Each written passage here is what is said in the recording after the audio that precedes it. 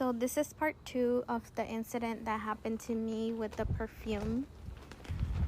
Right here, he had asked me for my name, so he's like, oh my god, what a beautiful name, I have to write that down. And he starts looking for something to write my name on. So that's when he grabs this coffee cup and he starts writing down my name. I found it a little weird when he started writing down my name on this coffee cup, because nobody's ever done that. Then he starts talking to me about, like what he's looking for, that he's looking for a 1-bedroom for his son. So of course I start giving him the prices of how much the 1-bedroom is, and he starts making himself a coffee, which at this point I was like, oh, I don't know, like his whole attitude, maybe he's just here to grab some coffee. And then while he's making the coffee is when he starts talking to me about that he makes perfumes. So at this point I'm like, oh my god, like he's really not a true prospect, like he's just here to sell me a perfume. And the whole time that he was there, he seemed really antsy. He was really friendly, like way too friendly. At first I didn't feel nervous or anything, like I didn't feel like I was in danger, because I felt like he was being really friendly. And you always get those people who are just over the top, just really friendly. Please pay attention to this part. This is when he pulls out the perfume that has no label, and he pulls out this jar of pomade, and before spraying it he smelled it and he sprays the perfume like 5 times. Then he sits and just stares at me, waiting for my reaction. So when I walk away, look closely. He, instead of putting the perfume back in his pocket, he leans down and it seems like he put it in his sock. Then he looks around and he opens the jar of pomade again and he rubs it on the arm that he used to disperse the smell towards me, and he smells it again.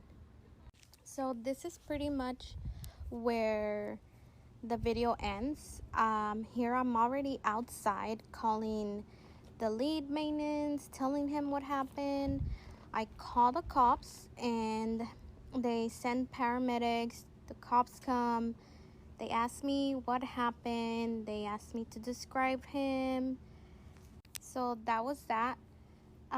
Today is when I finally got the footage of the situation, of everything that happened. And I just kind of want to let you guys know again, like, what I felt like. So in that moment, the whole time I was relaxed. Like, I didn't feel, like I said, I didn't feel like I was in a bad situation. Like, I didn't suspect anything. But when he sprayed the perfume, my nostrils started burning, and like my hands, they literally started getting tingly, and my face also started getting tingly, which that has never happened to me with perfume. Like, that literally has never happened to me. To describe the feeling a little better, it felt as if when you put numbing cream on your lips, and it just starts feeling like you can't feel it. Like, that's how I started feeling my face. And when I got up, I don't know if it was because I was scared about everything that happened, I felt disoriented. I felt weird. Like, it was just a really weird feeling. Like, I just wanted to get out of there. I saw a lot of questions asking, so what happened? Did they catch him? Well, sadly, no, they haven't arrested him. They haven't made any arrests. They honestly haven't followed up, but I do have a case number, so I will be following up with them and giving them this footage tomorrow. Like I said, I just got this video footage today. Lastly, I want to say thank you to everyone for all your well wishes. It means a lot.